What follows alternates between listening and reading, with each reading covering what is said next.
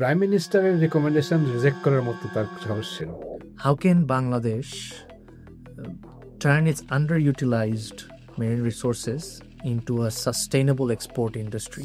জনপ্রিয় একজন ইনফ্লুয়েন্সার যে খুব সহসাই গ্রেফতার হয়েছে, তত কারাপশনটা শুরু হয়েছে কোত্থেকে, এবং democracy is the only answer. মামলাতে শেখ মুজিবকে 1 নম্বর আসামি করা হলো। ইন্ডিয়া কি চেয়েছে? ইন্ডিয়া চেয়েছে পাকিস্তানকে উইক করতে। ওইখানে উনি একটা উদ্যোগ নিতে বলেছিল যে প্রতিটা গ্রামে একটা করে ফার্ম থাকতে হবে। Welcome back to another episode of Chili Flake Studio. I'm Ifaz. I've got Oyon alongside. If you haven't done so already, please give us a follow on our socials. Today we've got a very special guest. He's got two identities. He's a freedom fighter and a retired secretary of the Bangladesh Civil Service. His career spans more than 3 decades, where he served some of the most important ministries and offices of Bangladesh. Mr. Shoflam, very, very warm welcome to our show, and thank you for your time, sir. Thank you very much, and I'm feeling proud and feeling privileged to be being invited in this program. It's an honor and privilege to have you, sir. And we're just gonna go through, your career, the good, the bad, the ugly, I would say. We will pick your brains on some of the current affairs, and of course, go through your journey during the Liberation War. And I will hand it over to Ayon to start off the discussion. জি, আমার থেকেও আপনাকে স্বাগতম যে আপনি আমাদেরকে আপনার গুরুত্বপূর্ণ time দিয়েছেন। সবার শুরুতে আমি যেটাতে শুরু করতে চাই যে আপনার সিভিল সার্ভিসের জার্নিটা কিভাবে শুরু হলো, এটা যদি আপনি আমাদের বলেন। অ্যাকচুয়ালি আমি জানতাম না, আই ডিডন্ট নো যে আমি সিভিল সার্ভিসে জয়েন করবো আর কি। My father wanted me to be a doctor because my father was a physician.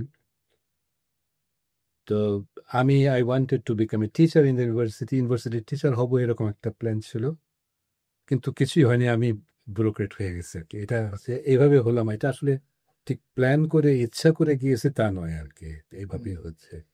1981 আমরা 1979 পরীক্ষা দিয়েছি। সো রিটেন টেস্ট, দেন ভাইভা, দেন মেডিকেল এক্সামিনেশন, দেন পুলিশ ভেরিফিকেশন, এই সমস্ত প্রসিডিওর হতে হতে প্রায় 2 বছর। 1981 জানুয়ারি 30 জানুয়ারিতে আমরা জয়েন করলাম আর কি। 1981 যদি আমি একটু ট্র্যাক ব্যাক করি, তখন মিলিটারি গভর্নমেন্ট চলছে বাংলাদেশে। No, not at that time. Ziaur Rahman was the president. And 1981 30th May তে আবার মিলিটারি গভর্নমেন্ট আসলো। Ershad general Ershad took over and 30th May. So ওই সময় যদি সিচুয়েশন নিয়ে একটু বলতেন যে কিরকম ছিল, স্পেশালি বাংলাদেশ তখন মাত্র 10 বছর পুরনো, 71 থেকে 81, আপনার চ্যালেঞ্জেস গুলো অথবা কেমন ছিল ওই সময়ের অ্যাকচুয়ালি সিভিল সার্ভিসের? সিভিল সার্ভিস ইস্যু নিয়ে যদি বলতে চাই, ইমিডিয়েট আফটার ইন্ডিপেন্ডেন্স তো কোনো কিছুই শেপে ছিল না সিভিল সার্ভিসে। পাকিস্তান আমল যেরকম একটা structure, very strong bureaucratic structure ছিল, স্বাধীনের পর সেটা ছিল না এই কারণে যে এখানে সেন্ট্রাল গভর্নমেন্টে যে সমস্ত বাঙালি অফিসাররা ছিল তারা এখানে ছিল, আবার প্রভিন্সিয়াল গভর্নমেন্টে যারা ছিল তারা এখানে কাজ করছিল। এই দুইটা গ্রুপের মধ্যে বেশ রেষারেষি ছিল, ঝামেলা ছিল। তো এটা সেট আপ করতে পারেনি তদানীন্তন সরকার আর কি। সো আফটার চেঞ্জ ওভার, এবং এই 75 চেঞ্জ ওভারের আগ পর্যন্ত শুধুমাত্র একটা পরীক্ষা নেওয়া হয়েছিল সিভিল সার্ভিসে, এবং without any syllabus, just only for freedom fighters যারা গ্রাজুয়েট ছিল তখন, তাদের একটা পরীক্ষা হলো, আর কোনো পরীক্ষা হয়নি। এবং এটা যে কিভাবে হবে সেরকম কোনো আইনও হয়নি, সিভিল সার্ভিস কোনো অ্যাক্টও হয়নি। Everything was in a mess আর কি, কিছুই হয়নি। So after change over of 1975, যখন জেনারেল সাহেব জিয়াউর রহমান টুক ওভার, তারপরে এই সমস্ত সব শুরু হলো যে না, এখানে এলিট সিভিল সার্ভিস দরকার যারা নাকি দেশটাকে চালিয়ে নেবে। এই প্রথম একটা পরীক্ষা হলো 1977, যারা জয়েন করেছে 79, আর 79 আমরা সেকেন্ড ব্যাচ পরীক্ষা দিলাম। আমরা জয়েন করেছি 81 জানুয়ারিতে। তো এইভাবে আসলে তখনও রিক্রুট হচ্ছিল স্পেসিফিক পোস্টের এগেনস্টে, কোনো ক্যাডার ডেভেলপ করেনি। এইটাও আবার ডেভেলপ করেছে যখন জেনারেল এরশাদ টুক ওভার, না অথবা জিয়াউর রহমান ওয়াজ দেয়ার। ওই টাইমটার মধ্যে সিভিল সার্ভিস অ্যাক্ট হলো, যেটা নাকি composition and cadre rules declare করলো। ডিক্লেয়ার করার পরে তখন এই civil service, admin civil service, custom civil service, foreign affairs, police service ইত্যাদি ইত্যাদি সবগুলি কম্পোজিশন ক্যাডার রুল হলো। আর এর আগে আমরা যে পরীক্ষাগুলো দিয়েছি সেটা সিভিল সার্ভিস পরীক্ষা ছিল না, সেটা that was civil superior post exam. এইভাবে এসে আমরা এন্ট্রি করেছি আর কি। এই তো এইভাবে এসে স্ট্রাকচার হলো। দাঁড়িয়ে যাওয়ার পরে তখনও অনেক প্রবলেম ছিল, যেটা জেনারেল এসআর যখন পাওয়ারে আসলো, এসে ব্রিগেডিয়ার এনামুল হক খানকে দিয়ে একটা কমিটি করলো, অ্যাডমিনিস্ট্রেটিভ রিঅর্গানাইজেশন কমিটি। সেই কমিটি যখন কাজ করলো, সেই কমিটিতে আমি আরও জুনিয়র অফিসারদের মধ্যে আমি একমাত্র was lucky to work with the general brigadier Enamul Haque. So দিন রাত্র পরিশ্রম করলাম, প্রবলেমগুলি আইডেন্টিফাই করলাম, বিভিন্ন মিনিস্ট্রি স্ট্রাকচার কি, ইভেন মিনিস্ট্রিতে কয়টা পোস্ট থাকবে সেইটাও ঠিক ছিল না। সব সেক্রেটারি থাকবে, সেক্রেটারির সাথে কারা থাকবে, এডিশনাল সেক্রেটারি থাকবে কি না, জয়েন্ট সেক্রেটারি থাকবে, কয়টা থাকবে, ডিপ্টি সেক্রেটারি, সব কাজ দেখে দেখে দেখে দেখে সেইভাবে অর্গানাইজ করে, তারপরে অ্যাটাচ ডিপার্টমেন্টসগুলি, তারপরে অটোনোমাস বডিজগুলি, কর্পোরেশনগুলি, সবগুলি এক এক করে আমরা অনেকগুলি টিম ছিলাম কাজ করতে। ইট টুক অ্যাবাউট 1.5 বছর সময় আমরা, এবং এভরিথিং ওয়াজ বেশ সময় এটা লেগেছে তো ব্লুপ্রিন্ট ফলো করছে। হ্যাঁ করে তারপরে এভরিথিং ওয়াজ ডান আর কি। এটা। ইভেন কয়টা গাড়ি থাকবে, কয়টা কম্পিউটার থাকবে, কয়টা টাইপ মেশিন থাকবে, এভরিথিং ডিটেইল ওয়ার্কআউট করে আমরা সেভাবে। আমি একটা জিনিসে এখন আপনাকে একটু জিজ্ঞেস করতে চাই, সেটা হলো as you have served both president's office and multiple ministries, but আমি যে কোয়েশ্চেনটা করতে চাই সেটা হলো কি, আপনি কি কি চ্যালেঞ্জেস ফেস করেছেন এই আপনি আমাদের ব্যুরোক্রেসিতে? চ্যালেঞ্জ তো আছেই, এবং এটা এমন না যে ব্যুরোক্রেসি এমন একটা জিনিস যেখানে এভরিডে চ্যালেঞ্জেস ইউ সি, এবং এটা ডিফারেন্ট স্টেজে চ্যালেঞ্জ ডিফারেন্ট হয়ে থাকে, এবং সেইভাবেই আমাকে ডেভেলপ করতে হয় ব্যুরোক্রেট হিসেবে, সাকসেসফুল ব্যুরোক্রেট হতে হলে আর কি। তো এটা চলবেই। যেমন ছোট ছোট ইনসিডেন্টস যেমন থাকে, আবার স্ট্রাকচারে ন্যাশনাল ইস্যুস থাকে। যেমন ব্যুরোক্রেসি যেটা ছিল, কনস্টিটিউশন, বাংলাদেশ কনস্টিটিউশনে বলা আছে যে এই যে ব্যুরোক্রেসির যেই সমস্ত সার্ভিসের রুল থাকবে, বিধি থাকবে, একটা পার্লামেন্টের অ্যাক্টের মাধ্যমে সেটা নির্ধারিত হবে। কিন্তু 72-তে কনস্টিটিউশন হলো 2015 পর্যন্ত সেই পার্লামেন্টে অ্যাক্ট হয়নি। এই কেবল টেম্পোরারি রুলস দিয়ে দিয়ে দিয়ে দিয়ে রুল ডিক্লেয়ার করতেছিল, কোনো স্পিরিট ছিল না। এইভাবে চলে চলে আসতেছিল। 2015-এর শেষের দিকে এসে শেখ হাসিনা গভর্নমেন্ট এটা একটা পার্লামেন্টে অ্যাক্ট করলেও যে সমস্ত রুলগুলি ছিল শুধু সেইগুলি কম্পাইল করে একটা অ্যাক্ট করে দিয়েছে। সেখানে যে নেগেটিভ পজিটিভ অনেক বিষয় ছিল সেগুলিকে কনসিডার করা হয়নি। যেমন এখানে 1991 ইলেকশন পর্যন্ত minister was the policy head of the ministries, সে পলিসি ডিক্টেট করবে, কিন্তু executive function was like with the secretary was CEO of the ministries. 91-এ যখন পার্লামেন্ট ইলেকশন হলো, তারপরেই একটা উঠলো যে না, এই মন্ত্রীকে চিফ এক্সিকিউটিভ করতে হবে। এইটা 4-5 বছর এটা নিয়ে প্রচুর ডিসকাশন হলো, কিন্তু 1996-এ এসে করে ফেললো যে না, মন্ত্রী will be the CEO, secretary only principal accounting officer, and he will suggest the minister করবে। এতে ব্যালেন্সটা নষ্ট হয়ে গেল। এটা এখনো সাফার করছে আমাদের ব্যুরোক্রেসি, যে সেক্রেটারি অ্যাসার্ট করতে পারে না। এই ধরনের প্রবলেমগুলি রয়েছে, এখনো থাকছে, এবং এটা আমি সেক্রেটারি থাকা অবস্থায় আমি ফিল করেছি। আরও কতগুলি নেগেটিভ ইস্যু, যেমন 72-তে একটা অ্যাক্ট হলো, যে একটা অ্যাক্ট না, এটা রুল হলো যে 25 বছর চাকরি হলেই যে কেউকে without assigning any reason government can fire. তাকে রিটায়ারমেন্টে পাঠাতে পারবে, তাকে ডিসমিস করতে পারবে, তাকে রিমুভ করতে পারবে, যা খুশি তাই করতে পারবে 25 বছর চাকরি হয়ে গেলেই। সো এটা তো একটা কি বলবো কি বলে হিউম্যান রাইট একটা জি জি অবশ্যই। ভায়োলেশন, এবং কিন্তু সেটা এখনো এক্সিস্ট করছে, সেটা এখনো এই এত টার্মোয়েল এত চেঞ্জেস এখন পর্যন্ত সেটা পরিবর্তন করা হয়। আমাদের আমাদের যেরকম পলিটিক্যাল কালচার, এটাতে তো সবসময় একটা হস্তক্ষেপের একটা হ্যাঁ থাকে। সবসময় একটা এখন পলিটিশিয়ানরা আগে থেকে তো এমনি প্রেশার ছিল, এখন যখন তাদের হাতে এক্সিকিউটিভ চিফ হয়ে গেল, তারপরে খুবই সেক্রেটারিদের বা ব্যুরোক্রেসির যে মাধ্যমে আইনের দ্বারা যে একটা কি বলবো এটাকে পলিসি ইস্যুসগুলিকে রাইট ট্র্যাকে রাখা, সেটা খুব ডিফিকাল্ট হয়ে যাচ্ছে আর কি। এখনো হচ্ছে এটা সাউথ এশিয়ান অন্যান্য রিজিয়নের অন্যান্য কান্ট্রিগুলিতে যদি দেখি, ইন্ডিয়াতে ব্যুরোক্রেসি কিন্তু is very strong, Pakistan is very strong, even in Sri Lanka সবাই ওখানে cabinet secretary is the secretary of the secretaries, কাজে হি হোল্ডস মেইন পাওয়ার যে ব্যুরোক্রেসি কীভাবে চলবে। আর আমাদের এখানে তো সেটা নাই এখানে, যার ফলে ব্যুরোক্রেটস আর সিভিল সার্ভিস অনেকটা হয়ে যায়, কি বলে এটা, নত জানু হয়ে যায় আর কি, টু সেভ স্কিন সেভ। এই আপনার এই সমস্যাটা আছে, এটা আমি জানি না কবে শেষ হবে।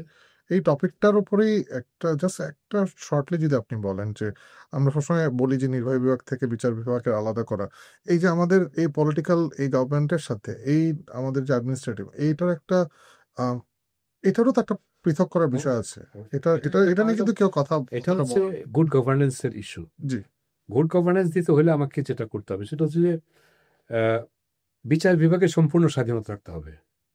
ব্যুরোক্রেটস শুড বি, আইনটা এমন হতে হবে যে bureaucrats should be loyal to the constitution, loyal to the act of the parliament, loyal to the rules, not to the minister, not to the government. গভর্নমেন্টকে অ্যাসিস্ট করবে as per rules and constitution, এইটা হওয়া উচিত। কিন্তু এটা নিয়ে fight হচ্ছে, কিন্তু এটা আমাদের স্পেশালি আমাদের ইন্টেলেকচুয়াল সোসাইটি, তারাও এই বিষয়টা বুঝতে পারছে না যে ফর গুড গভর্নেন্স এটা দরকার। আমাদের এখনো জুডিশিয়ারিতে এত কিছু বলার পরেও, এত কি বল সুপ্রিম কোর্টের অ্যাপিলেট ডিভিশনের আদেশ হওয়ার পরেও এখনো পর্যন্ত সেপারেশন জুডিশিয়ারিটা হয়নি এখনো পর্যন্ত। এখনো হয়নি। তো এখনো ল মিনিস্ট্রি সেই lower judiciary transfer posting control করে। তো এইভাবে তো আসলে হয় না। মানে এটা probably holds the process, মানে একটা ছাড়তে চায় না। ফ্রিডম অফ অ্যাসেম্বলি থাকতে হবে, freedom of press, media freedom থাকতে হবে। কিছু এনশোর করা যাচ্ছে না শুধুমাত্র এই পলিটিক্যাল সুপ্রিমেসির জন্য। আমার একটা আই গেস একটা কিউরিওসিটি ছিল, আপনি তো you work for the president's office, আমি প্রেসিডেন্ট শাহাবুদ্দিন সাহেবকে নিয়ে অনেক জাস্টিস শাহাবুদ্দিন সাহেবকে নিয়ে অনেক কিছু শুনেছি। মানে লাইটার নোট, মানে আপনার এক্সপিরিয়েন্স যদি শেয়ার করতেন just of working with president justice, আর কিছু গুরুত্বপূর্ণ কিছু মুহূর্ত যেগুলো আপনি শেয়ার করলে আমাদের I worked with him. At that time I was deputy secretary, a petty junior officer, a mid-level officer. But তখন বিকজ জাস্টিস শাহাবুদ্দিনের যে হোম ডিস্ট্রিক্ট, আমার হোম ডিস্ট্রিক্ট একই ছিল, সো উই ওয়ার ভেরি, আমরা কমিউনিকেশন ভালো করতে পারতাম তার সাথে। এই কারণে he was honest to the highest extent, যার ফলে উনি খুব কি বলবে সবার সাথে খুব একটু টাফ, একটু রাফ ছিলেন আর কি। এই কারণে সিনিয়র যারা ছিলেন সেক্রেটারি বা মিলিটারি সেক্রেটারি যারা ছিলেন, ওরা খুব অ্যাভয়েড করতেন টু ফেস দি প্রেসিডেন্ট আর কি। সো তারা আমাকে নিয়ে পাঠিয়ে দিতে যে তুমি যেহেতু কমিউনিকেশন ভালো করতে পারো যাও আর কি। So I enjoyed his company, আমার ভালো লেগেছে। আর একটা দুইটা ঘটনা, যেমন উনি ওনার বাড়ি তো ইয়েতেই ছিল, বঙ্গভবনের ভিতরেই, পিছন থেকে হেঁটে উনি অফিসে আসতেন, মাঝখানে দরবার হলটা ছিল, দরবার হলে অনেকগুলি ঝাড়বাতি, অনেক বাতি জ্বলে। উনি নিজের হাতে হি ইউজ টু আর কি সুইচ অফ করতে করতে আসতেন, যে এত বিদ্যুতের অপচয় হচ্ছে, এটা আমাদের দেশে শোভা পায় না। সো এই ধরনের অনেক সুন্দর সুন্দর স্মৃতি আছে তার সাথেই, এবং he was such a nice person to be the head of the state. মানে উনি প্রেসিডেন্ট যে মোটামুটি সর্বোচ্চ সরকার সর্বোচ্চ পর্যায়ে থাকার পরেও তিনি নিজ হাতে যে করতেন, এটা তো একটা বিশাল বিষয়। সে তো অর্ডার দিলে তো তার তো কারোর লোকের ইভেন প্রেসিডেন্টের যে বাজার করা হতো এটা তো গভর্নমেন্টের থেকে পার্সোনাল ডিভিশন, মিলিটারি সেক্রেটারি করতো এটা, একজন জেনারেল। তো সেটাও প্রতিদিন 15,000 টাকা ছিল ওনার দৈনন্দিন খাবারের বাজার, সেটা কমিয়ে উনি করেছে 1500 টাকা। বলছে না এত তো আর লাগবে না, খামাখা অপচয় হবে। 1500 টাকা। হ্যাঁ, মানে আমিও কিছু স্টোরি শুনেছি ওনার ব্যাপারে। মানে আমার আব্বার ওয়াটার পোলো টিম নিয়ে যাওয়ার কথা আপনার জাপানে খেলতে। তো সে যখন আর্মি থেকে সে যখন এই রিকোয়েজিশনটা পাঠালো প্রেসিডেন্টস অফিসকে, তখন প্রেসিডেন্ট ওইটার খরচ দেখে না বলে দিল একবারে। তখন general Nuruddin was chief of army staff.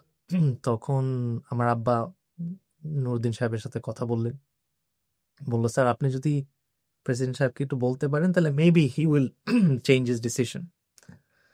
তো সে 14 না 15 লাখ টাকা দেখে তখন সে বললো যে দেশের এই মানে দূর অবস্থায় এরকম এত খরচ করে আমার কোনো টিম পাঠানোর দরকার নেই। তারপরে যেহেতু আর্মি চিফ তাকে রিকোয়েস্ট করেছেন, সে বললো ঠিক আছে 8 লাখ টাকা আমি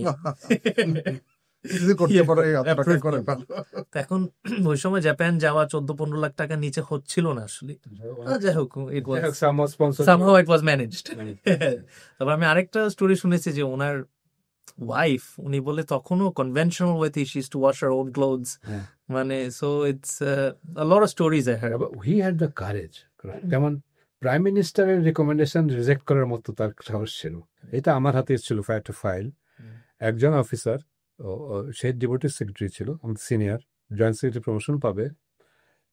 2 দিন পরে সুপিরিয়র সিলেকশন বোর্ডের মিটিং, তখন ফাইলটা আসলো, তার বিরুদ্ধে একটা করাপশন কেস ছিল এবং ইনকোয়ারি অফিসার বলে দিয়েছে যে তার বিরুদ্ধে করাপশন প্রমাণিত হয় নাই। তো যেহেতু ইনভলভমেন্ট প্রমাণিত হয়নি, তাকে অ্যাকুইট করে দিতে হবে। কিন্তু প্রাইম মিনিস্টার লিখে দিল যে আরেকজন অফিসারকে দিয়ে এটা তদন্ত করা যেতে পারে, ইনকোয়ারি করা যেতে পারে। তো prime minister was unhappy with this man. তো যখন ফাইলটা আমার কাছে এসছে, তা আমি আমার ইমিডিয়েট সিনিয়র বসকে বললাম, স্যার এটা তো হয় না, কারণ প্রাইম মিনিস্টার যা বলেছে এটা হয় না। অ্যাজ পার রুলস ওই একই অফিসারকে বলতে হবে যে তুমি এই জায়গাটা আরেকবার দেখো তোমার রিপোর্টের। উনি যে ইনকোয়ারি রিপোর্টটা দিয়েছে সেইখানে উইকনেস বের করে বলতে হবে এইগুলি আবার নতুন করে তুমিই করবো। নতুন আরেকজন অফিসারকে দেওয়ার স্কোপ নাই অ্যাজ পার রুলস। তো বলে আপনি প্রেসিডেন্টকে বোঝান। তো আমি রুলস নিয়ে আমি প্রেসিডেন্সিয়াল অফিসে গেলাম, আমি উনি বোঝালাম। তো উনি প্রথম খেপে গেলেন, হ্যাঁ আপনি কি নিয়ে আসছেন? দেখে থেকে উনি বলছেন যে না ইটস ওকে, আপনি ফাইলটা রেখে যান, বইগুলো রেখে যান। 3টা আইনের বই আর ফাইলটা রেখে চলে আসলাম। পরদিন ফাইলটা আসলো, আমি দেখলাম 1.5 পৃষ্ঠা উনি এটা লিখেছেন, আমি যা বলেছি এই কথা বলে লেখে তারপরে বলছেন প্রাইম মিনিস্টার মে কাইন্ডলি কি বলে এটাকে বলেছে পুনর্বিবেচনা, রিকনসিডার দি রিকমেন্ডেশন। এইভাবে উনি ফেরত পাঠিয়েছেন এবং সেটা বাতিল হয়ে গেল। প্রায় ওই পরের দিন এসএসবি মিটিং হলো এবং সেই ছেলে প্রমোশন পেল ইত্যাদি। সো আইন যদি ঠিক থাকে উনি সেটা করেছে। একটা জিনিস আমার ডিসকাস করার ইচ্ছা, ফিশারিজ অ্যান্ড লাইভ স্টক মিনিস্ট্রিতে আপনি সেক্রেটারি হিসাবে পোস্টেড ছিলেন, আমি যতটুকু জানি। তো Bangladesh has sovereign rights over a maritime zone nearly 3/4 of the size of its land area. How can Bangladesh turn its underutilized marine resources into a sustainable export industry? এটা যদি আপনার কাছ থেকে একটু জানতে চাই, এটা কিভাবে সম্ভব হতে পারে? এটা সমস্যা আছে। সমস্যাটা হচ্ছে থাইল্যান্ড কিন্তু এই যে তার সমুদ্রের মধ্যে মাছ ধরার এটা যতটা প্রোডাকশন হয় তার চেয়ে বেশি এক্সট্রাকশন করে ওদের সমুদ্র সীমায় এখন আর কোনো মাছ নাই। তো ওই এক্সপিরিয়েন্স থেকে আমাদের এখানে যখন আসলো যে আমাদের এখানে কতগুলি মাছ ধরার ট্রলার আমরা লাইসেন্স দেব, তার একটা লিমিট আছে। কারণ এটা আমরা স্টাডি করে দেখতে হবে যে আমাদের এখানে মাছ থাকবে কিনা আমার সমুদ্র সীমার মধ্যে, সেটা দেখে করতে হবে। আমার কিন্তু এক্সপোর্ট হয় কিন্তু একটা লিমিটেড ইয়ের মধ্যে। তো এরকম একটা প্রপোজাল, প্রচন্ড চাপ আসলো মাছ ব্যবসায়ীদের কাছ থেকে যে ওরা আরো চায়, আরো 100 ট্রলার পারমিট দেওয়া হোক, এক্সট্রাকশন করবো, কারণ আমাদের মাছ আবার মিয়ানমার ওরা এবং থাই ইয়েরা জেলেরা এসে নিয়ে যাচ্ছে রুট করে। জি তো সেটা এখন আমি প্রপোজাল করলাম যে না ঠিক আছে, এটা আমাদের এই জলসীমাটা রক্ষা করার জন্য আমাদের তো ইয়ে আছে, কোস্ট গার্ড আছে, কোস্ট গার্ডকে আমরা এম্পাওয়ার করব, ওদেরকে দরকার হলে আরো সফিস্টিকেটেড জাহাজ টাহাজ কিনে দেবো যেন তারা এগুলো পাহারা দিতে পারে।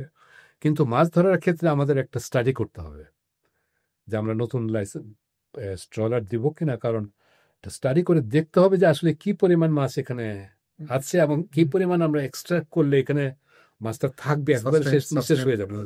থাইল্যান্ডের এক্সপেরিয়েন্স যেন আমাদের না হয়।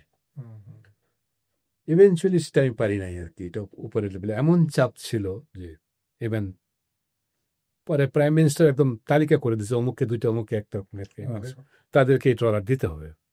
সো এনিওয়ে, আমার রেজিস্ট্যান্সের তো একটা লিমিট আছে, আমি পারিনি আর কি। তো কাজে এটা যে এক্সপোর্ট হচ্ছে না তা নয়, হচ্ছে, বাড়ছে, কিন্তু এটা ভবিষ্যতের কথা ভেবে আমাদের সেটা যদি করা হয় তাহলে ভালো, কারণ মাছটা একটু ডিফারেন্ট ইস্যু এটা এক্সপোর্টের জন্যে। আমাদের অন্যান্য প্রোডাক্টের চেয়ে এটা একটু ডিফারেন্ট, কিন্তু এটা তো ন্যাচারাল কাজে আমরা কিন্তু, আমি ফিশারিজ বাদ দিলাম, আপনার এখানে দেখেন বঙ্গোপসাগরে আমাদের বে অফ বেঙ্গলের একেবারেই কাছে কিন্তু মিয়ানমার একটা হিউজ গ্যাস রিজার্ভ পেয়েছে। জি কারেক্ট, তাই না, আমাদের বঙ্গোপসাগরের কোণার মধ্যে একদম সেই। এবং আরেকটু নিচে বঙ্গোপসাগরের বাইরে গিয়ে নিচে একদম আন্দামানে যদি যান, আন্দামানে ওখানে ইন্ডিয়া তেলের রিজার্ভ পেয়েছে, অয়েল, পেট্রোল। অথচ আমাদের অঞ্চলটা, আমাদের আমরা এখনো পর্যন্ত এটা জি দিচ্ছি না এটাকে কি বলে এক্সপ্লোরেশন করার জন্য। সার্ভে আমি এটাই এটা আপনাকে এটা আমার ছিল না, কিন্তু এটা দুঃখজনক, এটা আজ পর্যন্ত এগুলো নিয়ে স্ট্যান্ডার্ডাইজ তো আছে, কারণ বিভিন্ন দেশে বিভিন্ন এরকম এক্সপ্লোরেশন হচ্ছে, ওরা তো কি কি পয়েন্টে চুক্তিগুলি করে এটা তো আমরা জানাই আছে সবার কাছে। তো সেই অনুযায়ী আমরা করে, আমরা আমেরিকান আছে, রাশিয়ান আছে, কি বলে মেক্সিকান আছে, ব্রাজিলিয়ান আছে, চাইনিজ আছে, জাপানিজ আছে, ওদের তো ইজিলি এক একটা কোম্পানিকে এক একটা আমরা ব্লক দিয়ে দিতে পারতাম। আমি জানি আমার অ্যাজাম্পশনটা খুব প্রিমেচিওর হতে পারে, যেটা আমি বলবো যে is it like out of sight out of mind একটা ব্যাপার, যে মানে ল্যান্ড নাই, মানে বা পানির না ওটা না, আমি আমরা ইগনোর করছি, ব্লক করা আছে, হ্যাঁ আছে, বাট মানে ইটস লাইক আমরা ইগনোর করছি যে ব্যাপারগুলা কেন করছি, কেন করছি। আমার সাইজবিক সার্ভে যেটা বুঝি না আর কি কেন করছি। জি মানে আমি একটা জিনিস পড়ছিলাম ওটার ব্যাপারে, আমি এটার ব্যাপারে একটু আগ্রহ আছে আমার। তো দরপত্র আহ্বান করার আগে কিছু কিছু 3D সার্ভে করা লাগে যে ওখানে পাওয়ার সম্ভাবনা কেন, কারণ কেউ যখন আসবে একটা কোম্পানি, এরকম কোম্পানিকে আগে ভাড়া করা হয় যারা একটা জরিপ করবে যে এখানে এতটুকু পাওয়ার সম্ভাবনা আছে, এরপরে এই জরিপগুলো বিভিন্ন কোম্পানি কিনে এরপরে দরপত্রগুলো আহ্বান করে যে একটা সম্ভাবনা আছে এটার উপরে। এই যে বেসিক কাজটা, এটা এখনো এই কাজটার জন্য গত সরকারের প্রায় পুরো সরকারের পুরো টাইমটা চলে গিয়েছে। একদম শেষের দিকে গিয়ে হয়তো তারা যখন গ্যাসের সংকট দেখা দিল তখন তারা একটু তোড়জোড় শুরু করলো, কিন্তু ততদিনও তো অনেক দেরি, কারণ এই প্রসেস গুলো তো বছরের পর বছর লাগে একটা সার্ভে করতে।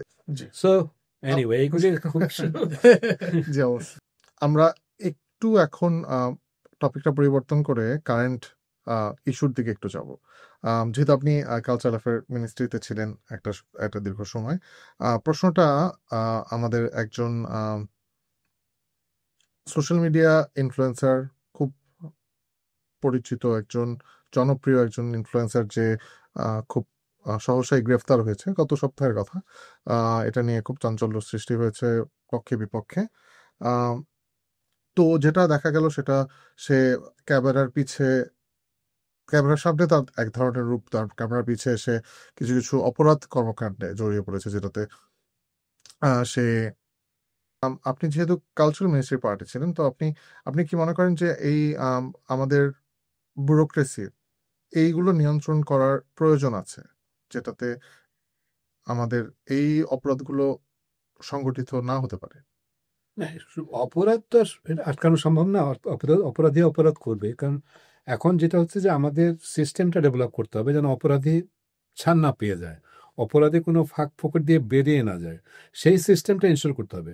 মূল সমস্যাটা কিন্তু আমাদের যে ট্র্যাডিশনাল মিডিয়া, তার চেয়ে সোশ্যাল মিডিয়াটা এখন ওভারহেলমিংলি অনেক কি বলে আগ্রাসী একটা হয়ে গেছে।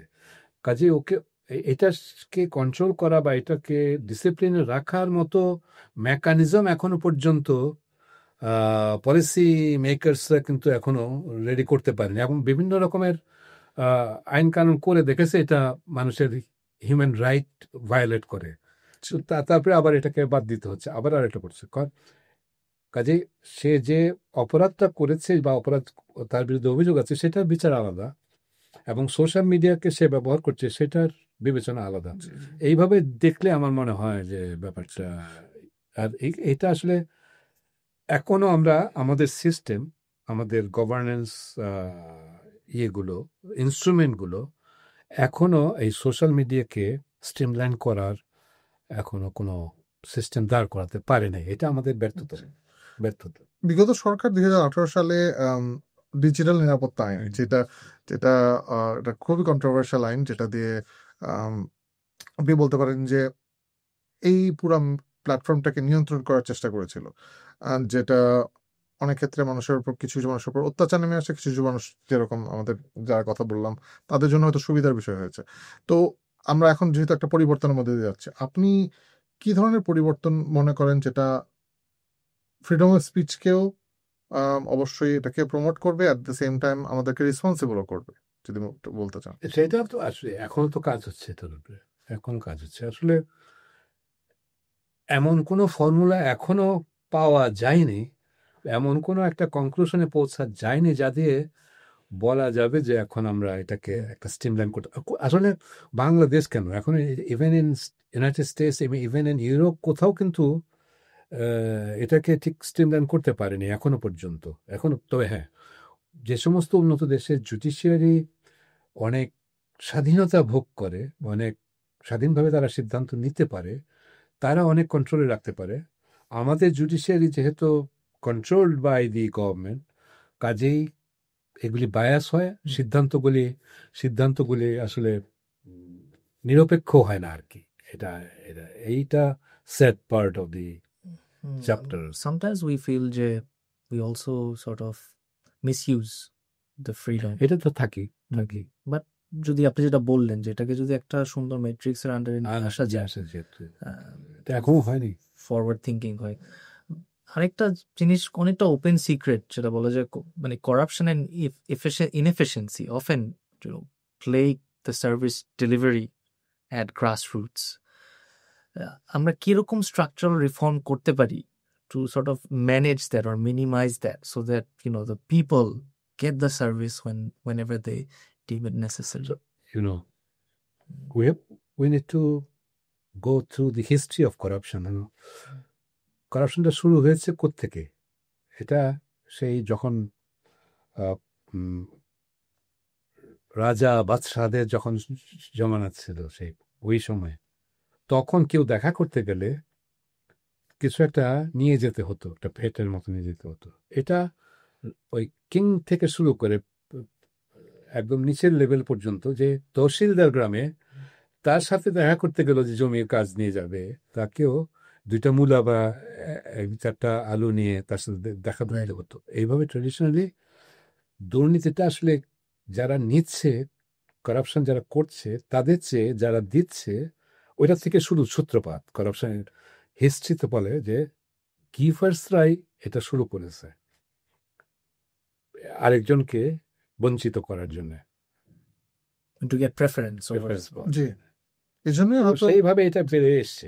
এখন বাড়তে বাড়তে বাড়তে বাড়তে, তো হ্যাঁ, যেহেতু এটা রিড্রেস হয়নি, যেহেতু এটা খুব স্ট্রংলি অ্যান্টি কারাপশন বডি কাজ করতে পারে নাই, সবসময় গভর্নমেন্টের কন্ট্রোলে ছিল। স্টিল আগে তো ব্যুরো অফ অ্যান্টি কারাপশন ছিল বাংলাদেশে বা পাকিস্তান আমলে, বাংলাদেশেও তাই ছিল, ওইটা গভর্নমেন্টের টোটালি কন্ট্রোলে ছিল। এরপরে করা হলো অ্যান্টি কারাপশন কমিশন, কিন্তু এটাকে কনস্টিটিউশনাল যে অটোনমি, স্বাধীনতা, সেটাও করে দেওয়া হয়নি। নাম দেওয়া হয়েছে কারাপ্ট কমিশন, বাট এটা কনস্টিটিউশনাল বডি হিসেবে যে স্বাধীনতা ভোগ করবে সেটা আবার দেওয়া হয়নি।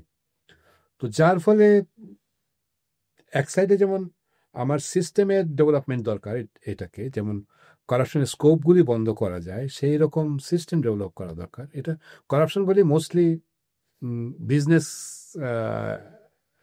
ব্যাপারগুলি থেকে হয়ে থাকে। আর যারা দমন করবে করাপশনটাকে, অ্যান্টি কারাপশন ব্যুরো যেটা বা কমিশন যেটা, সেটাকে স্ট্রেংথেন করা এবং সেখানে প্লেসমেন্ট কাকে দেওয়া হচ্ছে সেটাও যাচাই বাছাইয়ের বিষয় আছে আর কি। যেমন আর এখন বিশেষত লাস্ট 17 ইয়ার্স যেভাবে দেশটা শাসিত হয়েছে, আরো ডিফিকাল্ট হয়ে গেছে এই সিন, আরো ডিফিকাল্ট হয়ে গেছে এখন। মানে টপ লেভেলে যে রুলিং পার্সন, রুলিং ফ্যামিলি যদি এই র্যাম্পেন্ট লুটিং এর মধ্যে ইনভলভ হয়ে যায়, তো নিচের দিকে যারা থাকে, যারা করতে চায় না তারাও ইনভলভ হয়ে যায়, যারা করতে চায় তারাও উৎসাহী হয়ে যায়। এবং এটাই হয়েছে, এটাই হয়েছে। একটা ক্যান্সার যখন একটা বডিকে আক্রান্ত করে যাচ্ছে, এবং পচনটা মাথা থেকে ধরেছে, তো এখন সর্বত্র ছড়িয়ে পড়েছে। তো এটাকে রাতারাতি তো কিছু আশা করা যায় না। আপনার যদি গুড গভর্নেন্স এনশিওর করা যায়, এবং democracy is the only answer. Regular free and fair election হতে হবে। করাপশন করে, অনিয়ম করে, যার পার্টি ইন পাওয়ার যাই করে, তাকে অ্যাকাউন্টেবল করা, যে না পরবর্তী 5 বছর পরে তোমাকে again you have to face the people, এবং সেখানে একটা ফেয়ার ইলেকশন হবে, তোমাকে জবাবদিহি করতে হবে। সেইটা এনশোর করতে পারলে ফেজ আস্তে আস্তে আস্তে আস্তে এটা হবে। আদারওয়াইজ আমি যেই ক্ষমতা যাই সেই তার ইলেকশন ম্যানুভারিং করবে, করবে, তাহলে আর হবে না। এটা একমাত্র অ্যান্সার হচ্ছে ডেমোক্রেটিক প্র্যাকটিস এবং অ্যাকাউন্টেবিলিটি এনশোর করা। ওইটা ডেমোক্রেসির মাধ্যমেই সম্ভব, আদার অন্য কোনো ইনস্ট্রুমেন্ট নাই, কেউ করতে পারে না। ইটস ভেরি স্যাড যে আমরা এখনো 50 বছর পরেও মানে আমরা এখনো ওই যে মানে যে বলছেন না যে ডেমোক্রেসি আনতে হবে, এই জিনিসগুলো নিয়ে আমরা এখনো আমার প্রশ্নটা আবার একটু বাংলাদেশের দিকে। এই খুব রিলেটেড টু এই করাপশন ইনএফিসিয়েন্সি, কিন্তু করাপশনে না, একটু এফিসিয়েন্সি অথবা সরকারি নিয়ন্ত্রিত কিছু সংস্থা নিয়ে, যেগুলো আমি আপনি যেহেতু বিএমটিসির চেয়ারম্যান ছিলেন, বিটিএমসি দুঃখিত, sorry, BTMC, textile mill corporation. ঐতিহাসিকভাবে আমরা যেটা দেখি সেটা হলো বছর পর বছর এই সরকার নিয়ন্ত্রিত চিনি কল, পাট কলগুলো শত শত কোটি টাকার লোকসানের মধ্যে থাকে। প্রচুর পরিমাণের এমপ্লয়ি তারা রাখে, তাদের এফিসিয়েন্সির একটা অভাব। আমরা কম্পেয়ার টু প্রাইভেট কোম্পানি যেগুলো আমাদের সফল, এটা বলা যায় প্রচুর সফল, কারণ আমরা বিশাল পরিমাণ এক্সপোর্ট করি এবং তার সফলতার সাথে প্রাইভেট কোম্পানি নিয়ন্ত্রণ করছে। আপনি কি দেখেন যে এই সরকারি কর্পোরেশনগুলোকে আসলে লাভজনক করা সম্ভব, নাকি আমাদের যে কারেন্ট ব্যবস্থা আছে এটা আসলে দিনের পর দিন লোকসান দিতে থাকবে এবং আসলে ইভেনচুয়ালি প্রাইভেটাইজেশনের দিকে যাবে? না, প্রাইভেটাইজেশন তো হতেই হবে, সবই business is not for the government, government is regulatory function. Government শুধু রেগুলেটরি কাজ ছাড়া অন্য কিছু করা, ব্যবসা বাণিজ্য কাজ করবে, এটা আসলে এটা না, এটা আমাদের দেশে বাধ্য হয়ে করা হয়েছে। কারণ স্বাধীনতার পরে ৭২ সালে এখানে যারা শিল্প কারখানাগুলি যারা মালিক ছিল, মোস্টলি তারা অবাঙালি ছিল এবং পাকিস্তানি ছিল। আদমজির বাওয়ানি, সেই অনেক ছোট ছোট অনেকে ছিল।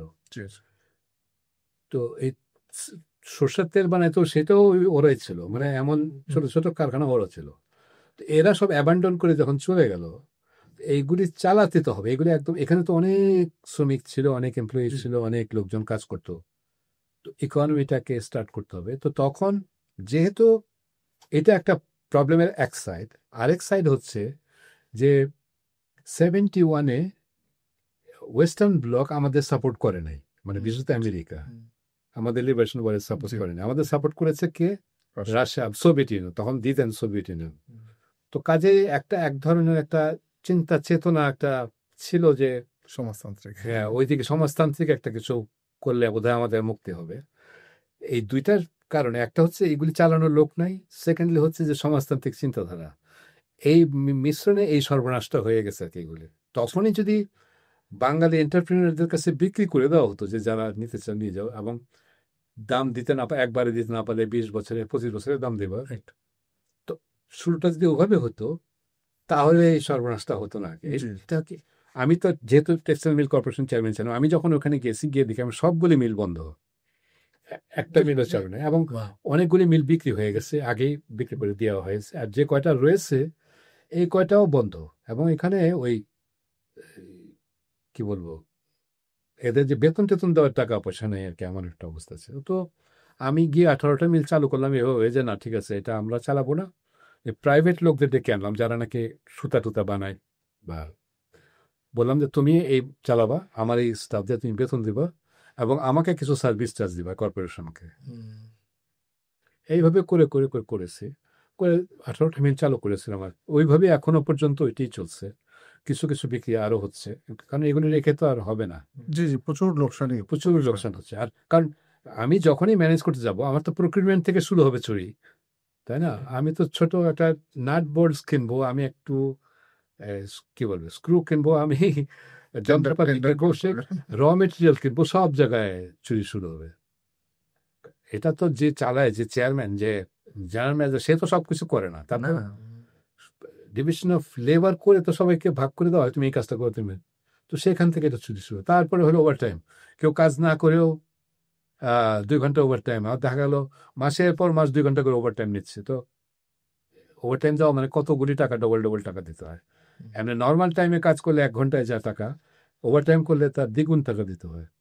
সো এইভাবে এই যে প্র্যাকটিসটা শুরু হলো আর কি ওই সাথে, ওইটা আর কি এখন থামানো আর সম্ভব না আসলে, এগুলি সবই ডিসপোজ অফ করে দিতে হবে, বিক্রি করে। Right. তবে এখন আবার যেটা হয়েছে, কিছু কিছু বিক্রি করা হয়েছে, ওরা আবার ওই সমস্ত মিলগুলি চালু করেনি যারা কিনে নিয়েছে, ওরা রিয়েল এস্টেট হিসাবে ওই প্রচুর জমি তো হ্যাঁ জমি অনেক থাকে, ওইগুলি সব জমিগুলি বিক্রি করছে এবং যন্ত্রপাতি বিক্রি করে দিয়ে ওরা কেটে পড়ছে। সো বাঙালি তো সেই এন্টারপ্রিনারশিপ তো বাঙালির মধ্যে খুব কম, এখনো হয়, ঐতিহাসিক ভাবে হ্যাঁ এখনো হিস্ট্রিক্যাল কারণে। আমরা তো কেরানির জাতি বাঙালি, এটা নির্মম হলেও এটা কিন্তু সত্য কথা। যে এটা কিন্তু পশ্চিমবাংলার লোক, তাদের লোকে ওই সরকার ব্রিটিশ আমলে চাকরি করবে, চাকরির জন্য তারা সব মানে পড়াশোনা করে তারা, জি জি, এটা সত্যি কথা। এখন হচ্ছে, আমাদের প্র্যাকটিস হচ্ছে এটা। এটা জিয়া রহমান বলেছিলেন আর কি, জিয়া রহমান প্রথম শুরু করলেন শিল্প ব্যাংক এবং শিল্প ঋণ সংস্থা। উনি সৌদি আরব এবং কুয়েত থেকে টাকা আনলেন পার্সোনালি, যে আমি ইন্ডাস্ট্রিয়ালাইজেশনের জন্য টাকা দাও দিয়ে, ওইটা দিয়ে এই লোন দেওয়া শুরু করলেন বিভিন্ন প্রজেক্টে, যে তোমার ছোট ছোট ইন্ডাস্ট্রি করবো, ফ্যাক্টরি করবো, দেওয়া শুরু করলো। এরাও চুরি করছে। তো at that time I was a student, আমি তখনও ইউনিভার্সিটি থেকে বের হই নাই।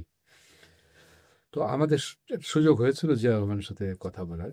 আমি একটা ভিডিও দেখছিলাম এই খুব রিসেন্ট টাইমসে, জিয়াউর রহমান সাহেবকে নিয়ে ওনাকে নিয়ে একটা ডকুমেন্টারি বের হয়েছে, ওর সব লাইক এ শর্ট ফিল্ম। ওইখানে উনি একটা উদ্যোগ নিতে বলেছিল যে প্রতিটা গ্রামে একটা করে ফার্ম থাকতে হবে, so make your self sufficient. It's a brilliant idea.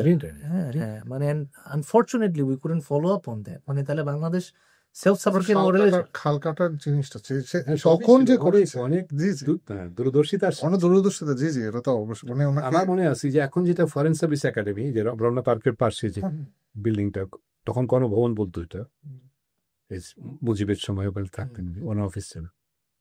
তো ওখানে জিয়া রহমান সাথে কিছু স্টুডেন্ট, মেধাবী ছাত্রদের উনি জাহাজে করে নিয়ে যাবেন, ওই হিজবুল বাহার বলে একটা জাহাজ ছিল, বঙ্গোপসাগরে বেরিয়ে আসতেন ওদেরকে নিয়ে। তো আই ওয়াজ লাকি যে আমিও ওইটার মধ্যে ছিলাম আর কি, রেজাল্ট ভালো করলে নিয়ে, যেটা আমি জানতাম টপ রেজাল্ট যারা করতে পারে। আমাদেরই এক নজরুল এক ফ্রেন্ড প্রশ্ন করলো, স্যার এই যে আপনি টাকা দিচ্ছেন ইন্ডাস্ট্রি করার জন্য, এরা তো সব চুরি করতেছে, গুলশান মালানি বাড়ি করতেছে, গাড়ি কিনতেছে, কিন্তু কিছু করতেছে না। জিয়া রহমান বললেন যে আমি জেনে দিচ্ছি যে এরা চুরি করবে এই জেনারেশন, কারণ এর বাবা তো ব্যবসা করে নাই। তো এ একটা উন্নত জীবনযাপন শুরু করলে এর ছেলে মেয়েরা সেইভাবে অভ্যস্ত হবে। তো এই ছেলে মেয়েরা যখন দেখবে যে ফ্যাক্টরি ইন্ডাস্ট্রি করে কিভাবে কি করা যায়, বিজনেস করা যায়, তারপরের জেনারেশন শুরু করবে, তারপরে জেনারেশন গিয়ে একটা এন্টারপ্রেনার শ্রেণী যোগ করে উঠবে। এটা ছিল ওনার দূরদৃষ্টি আর কি। So he was right. এখন তো হচ্ছে, তাই না? হচ্ছে এখন অনেক অ্যাডভান্স। জি জি, একদম। আমাদের ঐতিহাসিক ভাবে তো আমরা তো আসলে কখনোই উদ্যোক্তা ছিলাম না, যেটা আমরা মারওয়ারিদের বলি ইন্ডিয়ার, অথবা আপনার গুজরাটের যারা, তারা তো একদম, তারা পড়াশোনাটাকে সবচেয়ে লাস্টে, তাদের হলো প্রথমে ব্যবসা। ওরা বানিয়া বানিয়া আর কি, বানিয়া হওয়ার তাকে ইভেন পাঞ্জাবিরা, আমাদের তো পাঞ্জাবিরা আমরা যে এলাকায় থাকতাম মানে ওখানে তো পাঞ্জাবি বাঙালি সবাই একসাথে থাকতো না পাকিস্তান আমাদের। আমাদের বাড়ির অপোজিটে শারমিন টেক্সটাইলের মালিকের একটা বাড়িতে ভাড়া থাকতো, ওরা আবার বাড়ি কিনতো না, ওরা মোস্টলি ভাড়া থাকতো, কারণ কিনলে অনেক টাকা ইয়ে হয়ে যাবে, ওরা জানে ওই টাকাটা রোল করলে আরো আসবে, কাজে ওরা ভাড়া থাকতো। ক্যাশ ফ্লোটা অনেক ইম্পোর্ট। ওদের বাড়িতে আমি গিয়েছি, দেখেছি যে ওদের ড্রয়িং রুমে খুব ওয়েল ডেকোরেটেড, চমৎকার সব আয়োজন। যখনই ওদের ছেলেটা বেডরুমে গেলাম, আমাদের স্কুলে একসাথে পড়তো, গিয়ে দেখি একটা দড়ির খাটিয়া আর একটা চেয়ার টেবিল ছাড়া আর কিছু নেই। কারণ গদি নাই কেন? বলে গদি হইলে আমাদের গায়ে বেশি আরাম লাগবে, কাজে আমরা পরিশ্রম করবো এই জন্য। হ্যাঁ, ওদের বাপ দাদা 14 পুরুষ থেকে ওরা দড়ি খাটেতে ঘুমায়। আমি যদি একটু কমপ্লিটলি ডিফারেন্ট একটা অ্যাঙ্গেল এখন যাই, Jio politics. India, China, US একটা কম্পিটিশন চলছে, একটা ট্যারিফ ওয়ার চলছে সর্ট অফ। বাংলাদেশ কিছুটা ফেভারেবল পজিশনে গিয়েছে থ্রু নেগোসিয়েশন, আমি বলবো comparatively. What can Bangladesh do further to balance diplomacy with national interest? আপনার ভেরি ডিফিকাল্ট সিচুয়েশন বাংলাদেশের মতো ইকোনমি আর বাংলাদেশের মতো কান্ট্রিতে, কারণ আমাদের 16 কোটি 20 কোটি মানুষ যাই থাকুক, আমাদের কিন্তু মার্কেটটা ছোট, এত 20 কোটির মার্কেট না কিন্তু। আচ্ছা, এখানে বাইং ক্যাপাসিটি কিন্তু 10 কোটি বা তারও কিছু কম মানুষের জিনিসপত্র কেনার ক্ষমতা আছে, যার ফলে শিল্পোন্নত দেশ যারা নাকি এক্সপোর্ট করে ওদের একেবারে প্রোডাক্টস, ওদের কাছে আমাদের আকর্ষণটা কম। যেটা ইন্ডিয়া যে সুবিধাটা পাচ্ছে, ইন্ডিয়ার উপরে 50% এই টেরিটরি ধরে টরে ট্রাম্প অনেক হুমকি দামকি দিল, ইন্ডিয়া কিন্তু তার কাছে মাথা নত করেনি। কেন করে নাই?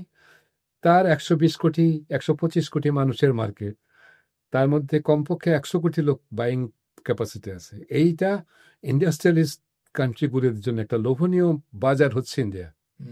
ইন্ডিয়া জানে যে 1 মাস হোক 2 মাস হোক 6 মাস হোক, ট্রাম্প নিজে নথি স্বীকার করে আবার আসবে আলোচনায় বসতে এবং পাঠাবে। নমুনা দেখা যাচ্ছে এখন আবার সে টিম পাঠাচ্ছে আলোচনা, কারণ জানে যে এখানে তো কাজেই ইন্ডিয়া নোজ হিজ পাওয়ার। আমরা তো আমাদের সেই পাওয়ারটা এখনো ডেভেলপ করি। আমরা যদি 20 কোটি লোক যদি আমার বাইং পাওয়ার থাকতো, সেইভাবে যদি ডেভেলপ করতে পারতাম মানুষগুলিকে, তাহলে আমরা অনেক রিস্ট্রিক্টিং একটা সিচুয়েশন যেতে পারতাম। এখন আমাদের জন্য, যেমন আমরা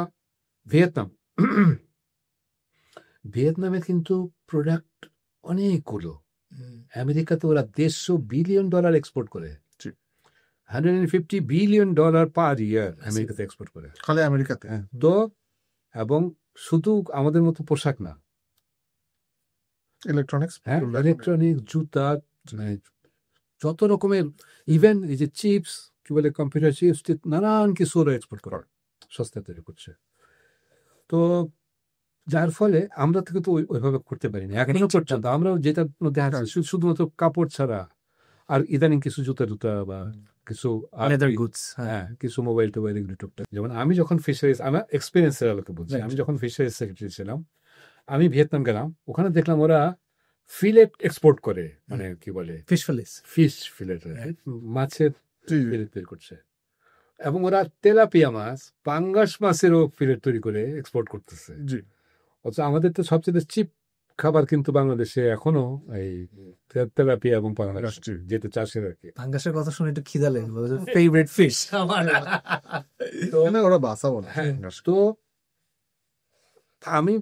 আমি যারা নাকি এক্সপোর্ট করে, চিংড়ি এক্সপোর্ট করে, সবাইকে ডাকলাম, মিটিং করলাম, সেমিনার করলাম, 3 বেলা ভালো খাওয়া দাওয়া দিলাম, কথাবার্তা বললাম যে ভাই তোমরা কিছু টিম পাঠাও ভিয়েতনামে, কিভাবে করে, কি যন্ত্রপাতি ব্যবহার করে, কিভাবে এটা করে অ্যাটলিস্ট নো হাউটা নাও, নিয়ে পরে এক্সপ্লোর করার সময় আমরা হেল্প করবো। আমরা commerce ministry, export promotion bureau এবং অন্যান্যদেরকে, আমাদের মিশন যেগুলি আছে ওদেরকে বলবোই ওইখানকার মার্কেটটা কিভাবে ধরতে পারি, আমরা হেল্প করো।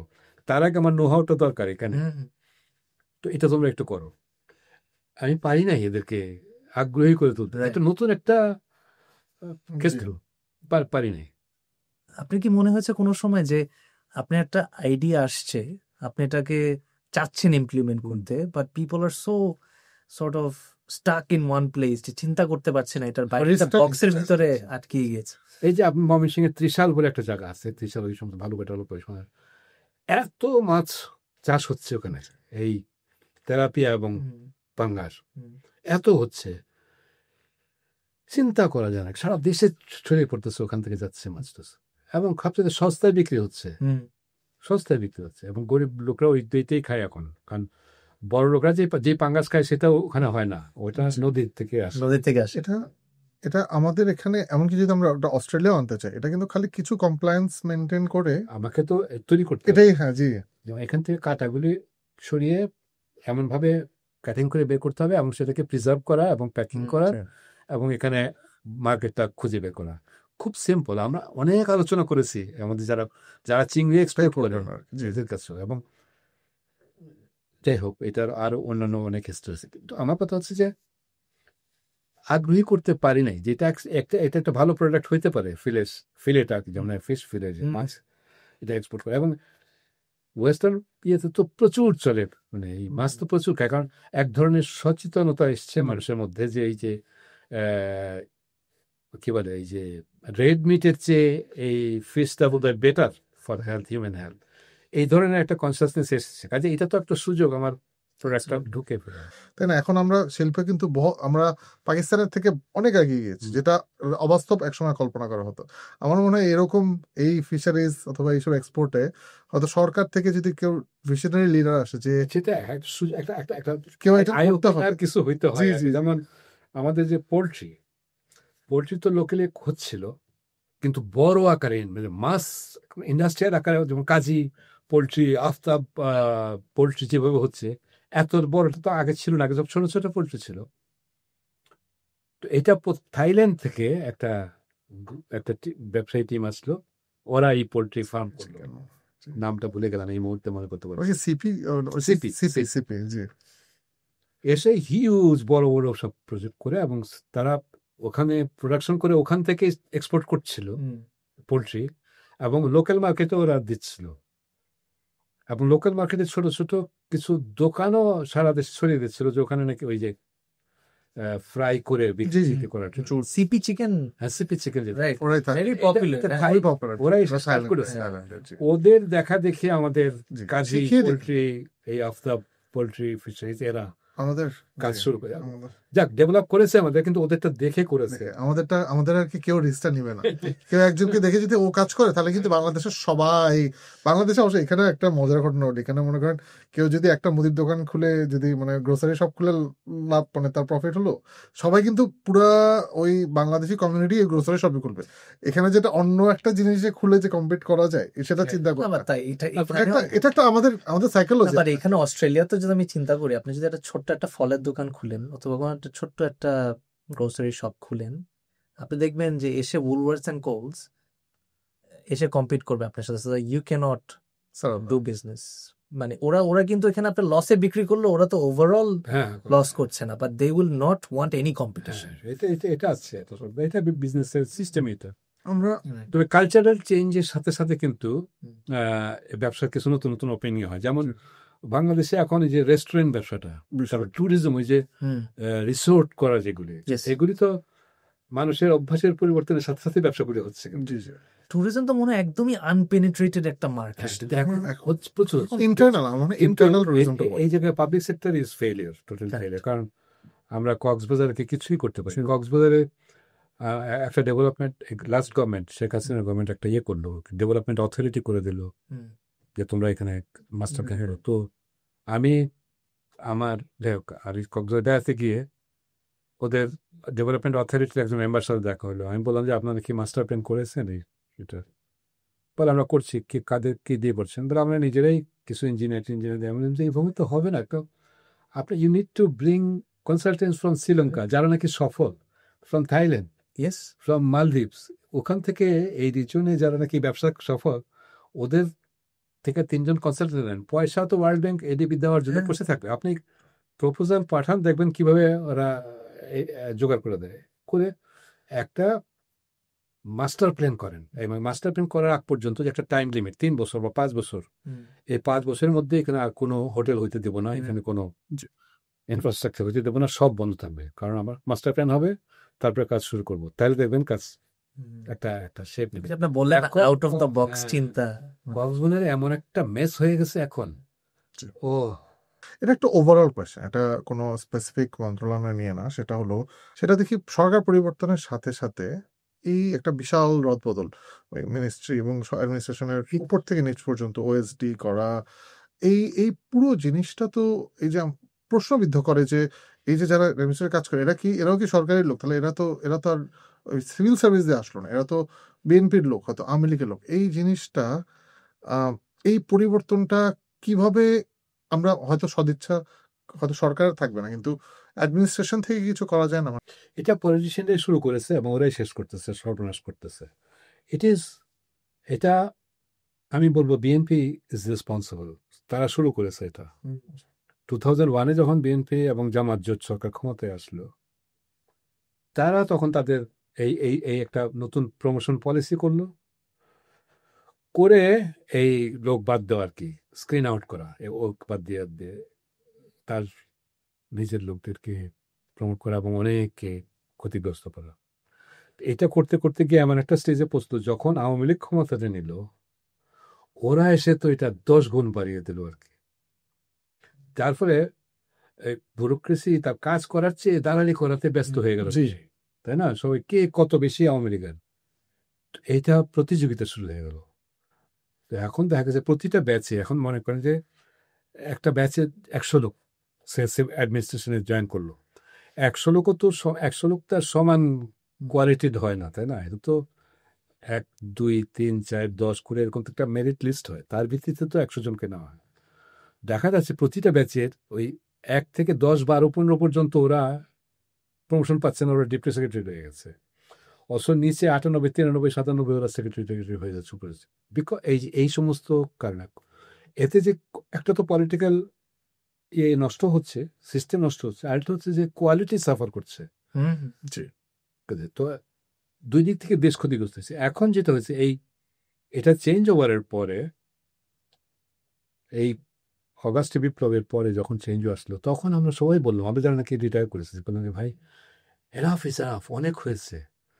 কোনো অফিসাররা কোনো দল করতে পারে না। এখন যারা আছে সবাই আওয়ামী লীগের, মেনে নিলাম, কিন্তু আমাদেরকে বলতে হবে যে ভাই কেউ আওয়ামী লীগ না, কেউ বিএনপি না, কেউ জামাত না, লেটস একটা স্টার্ট এ ফ্রেশ, নতুন করে শুরু করি, এটা কিন্তু খুব প্রয়োজন, তাই না? সব কনফিডেন্স আর্ন করি যে না, কাজের মাধ্যমে তোমার প্রমোশন হবে, তোমার এই কোনো পলিটিক্যাল ইয়ের মাধ্যমে না, আনুগত্যের মাধ্যমে না। সেটার জন্য মোটিভেশন লাগবে। আমরা লিবারেশন ওয়ারের দিকে একটু যেতে চাই এখন, ব্যাক টু হিস্ট্রি। আমার একটা সবসময় একটা প্রশ্ন থাকেই সবসময় যে হোয়াট কজ দ্য রেভলিউশন? এটা কি একটা ইনএভিটেবলি একটা ব্যাপার ছিল ওই সময়? এটা হিস্ট্রিক্যাল ব্যাপার বুঝতে হবে। সেটা হচ্ছে, যখন পাকিস্তান হবে, মুসলমানদের জন্য একটা আলাদা রাষ্ট্র হবে, লাহোর রেজলিউশন হলো 1940-তে। 1940-তে অল ইন্ডিয়া মুসলিম লীগের একটা কনফারেন্স হলো, এবং সেখানে একে ফজলুল হক বরিশালের শেরে বাংলা, উনি প্রপোজাল দিলেন যে মুসলমান অধ্যুষিত অঞ্চলগুলোকে নিয়ে স্টেটস, প্লুরাল সেন্স ছিল, মুসলিম রাষ্ট্রসমূহ গঠিত হবে, স্টেটস হবে। আচ্ছা আচ্ছা। এটা হলো 1940-তে লাহোর রেজলিউশন, যেখানে মিটিং রেজলিউশন পাস হলো। পরবর্তীতে এলাহাবাদে আরেকটা মুসলিম কনফারেন্স হলো, সেখানে ওই যারা নাকি বড় অঞ্চল আর কি, ওয়েস্ট পাঞ্জাবের দিকে, ওরা এসটা বাদ দিয়ে দিল রেজলিউশন থেকে। আচ্ছা, একটা হবে স্টেট, একটা হবে স্টেট, সেখান থেকে সূত্রপাত হলো। বাট এইখানে যে স্টেজ যদি হতো, তাহলে এই এতটুকু অঞ্চল নিয়ে হতো না, এটা আরো বড় হতো, কারণ আসামেরও অর্ধেক বেশি অঞ্চল মুসলিম অধ্যুষিত ছিল আর কি। তো কাজেই, এবং বিহারের কিছু অংশ ছিল, কাজে একটা অন্যরকম হতে পারতো। এখান থেকে সত্যবাদটা হলো। তো তখন বলা হলো, এলাহাবাদ কনফারেন্সে বলা হলো, যেটা ভুলবশত এস পড়ে গেছিল, আসলে এটা স্টেট হবে। এরপরে যখন ব্রিটিশরা চলে যাবে আফটার সেকেন্ড ওয়ার্ল্ড ওয়ার, চলে যাবে কলোনিয়াল পাওয়ার, এরা পাচ্ছে না বলতে আমরা চলে যাব। তো এখন তারা হুড়া করে এই পাকিস্তান ইন্ডিয়া যে ভাগটা, স্বাধীনতা ভাগটা করা হলো, আমাদের মুসলমান নেতৃত্ব যারা ছিল, এখন জিন্না সাহেব ছিলেন এবং তার সাথে যারা ছিলেন, এরা তাড়াহুড়া করে অনেক সারেন্ডার করে এইভাবে জি, বাংলাকে রাজি অর্ধেক হয়ে করলো গেছে। বাংলা। বাংলারও অর্ধেক ছেড়ে টেড়ে দিয়ে দিয়ে জি, চলে এসছে আর কি, এভাবে করে করা হয়েছে।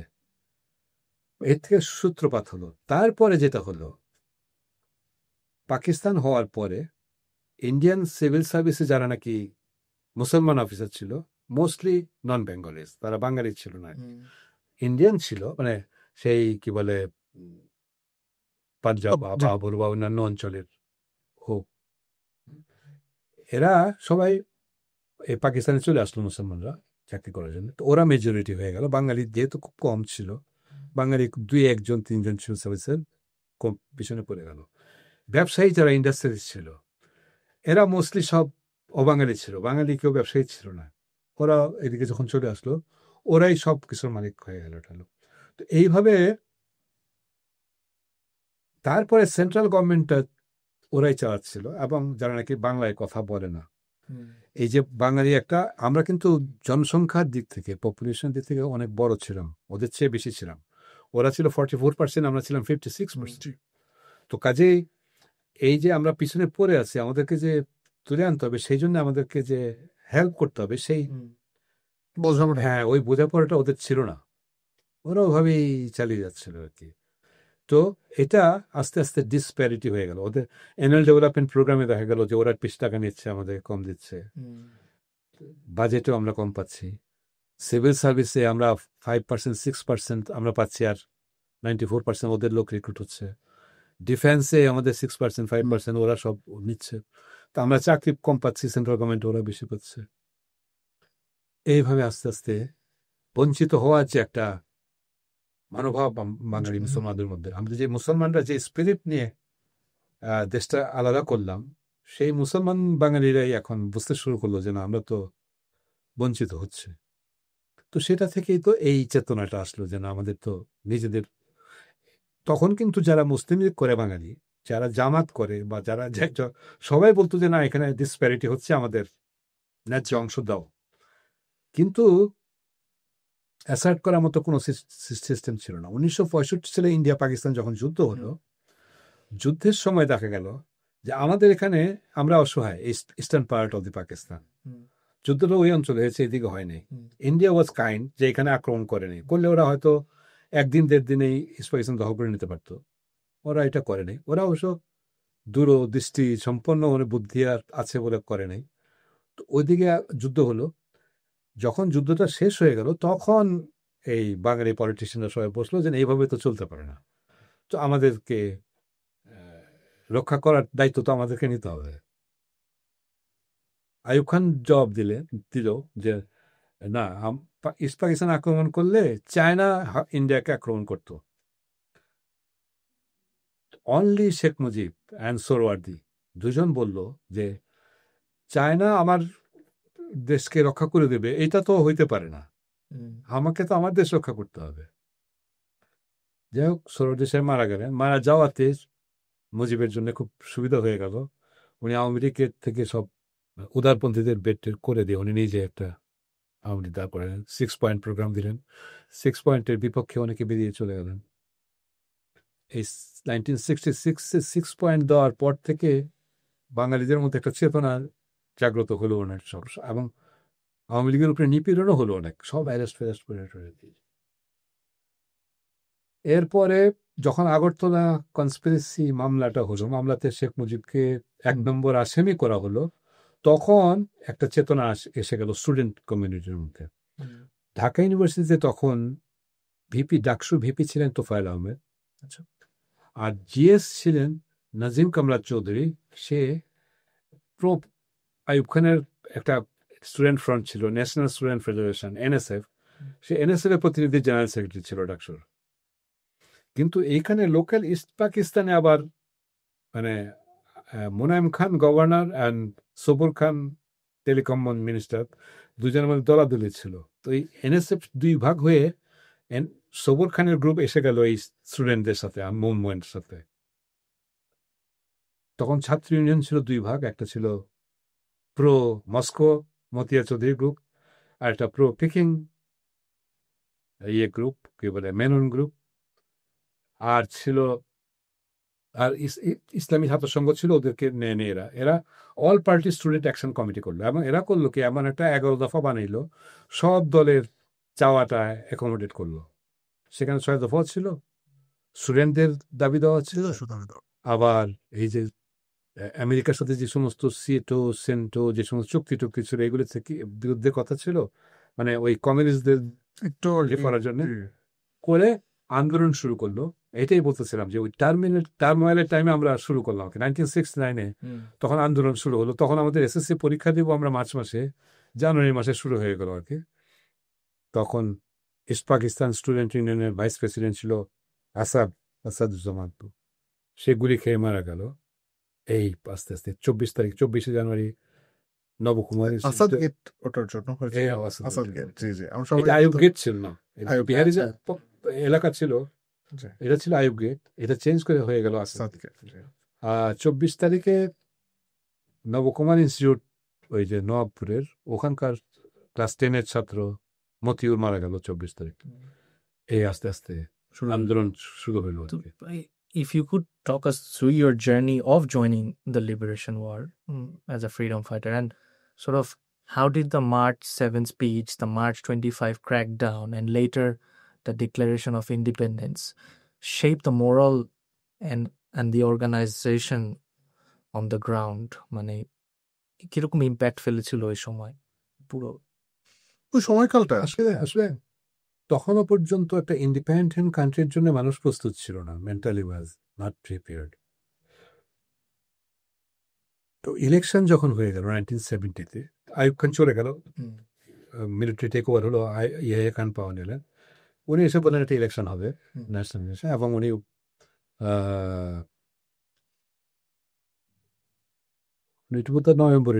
70 সালে নভেম্বরের মধ্যে ডিক্লেয়ার ছিল না, কেন মনে নেই আমার, ভুলে গেছে, অক্টোবর নভেম্বর। ইলেকশনে এই বাঙালিদের ভোট বিভক্ত হইতো যদি কমিউনিস্টরা থাকতো। কমিউনিস্টরা আবার ইলেকশন থেকে বেরিয়ে গেল মৌলানা ভাসানী, যে আওয়ামী লীগকে স্পেস দেওয়ার জন্য, যেন কমিউনিস্টরা ভোট ভাগাভাগি করলে আবার এদিকে কিছু মুসলিম লীগ বা কিছু ওরা পাকিস্তানপন্থীরা কিছু সিট পেয়ে যাবে। এইটাকে বাদ দিয়ে পুরোটাই মুজিব যেন পেয়ে যায়, এই কারণে মৌলানা ভাসানী পলিটিক্স করে করে দিল যেন আমি নির্বাচন করব না, তার পার্টিকে দূরে সরে দিল।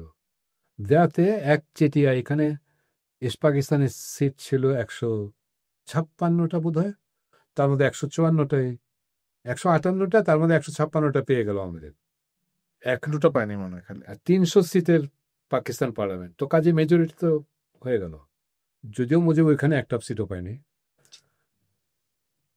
এই শুরু হলো পলিটিক্স। এখন বাঙালিরা তো উৎফুল্ল যেন আমাদের অধিকার ফিরে পাবো, আমরা অ্যাটলিস্ট সেন্ট্রাল গভর্নমেন্টে আমাদের লোক বসবে, আমরা আমাদের চাকরি বাকরির সংখ্যা বাড়বে, ইত্যাদি ইত্যাদি নানান একটা স্বপ্ন দেখা দিল তো বাঙালির মধ্যে আওয়ামী লীগ জিতে যাওয়াতে। যখন এই পলিটিক্স শুরু হলো যে ক্ষমতা দিবে না, তখন আস্তে আস্তে খুব ক্ষুব্ধ হতে থাকলো আর কি। আর ছাত্রলীগের একটা অংশ আগে থেকেই এই স্বাধীন বাংলাদেশ চাই এই মর্মে একটা প্রোগ্রাম ছিল, এরা আস্তে আস্তে এটা শুরু করলো যে যদি ক্ষমতা না দাও তাহলে আমরা স্বাধীনতা চাই। মুজিব পার্সোনালি তখনও পাকিস্তানের প্রাইম মিনিস্টার হওয়ারই ইচ্ছা পোষণ করছিল, কিন্তু উনিও তো ওনার কন্ট্রোল সব সময় তো সবকিছু থাকে না আর কি।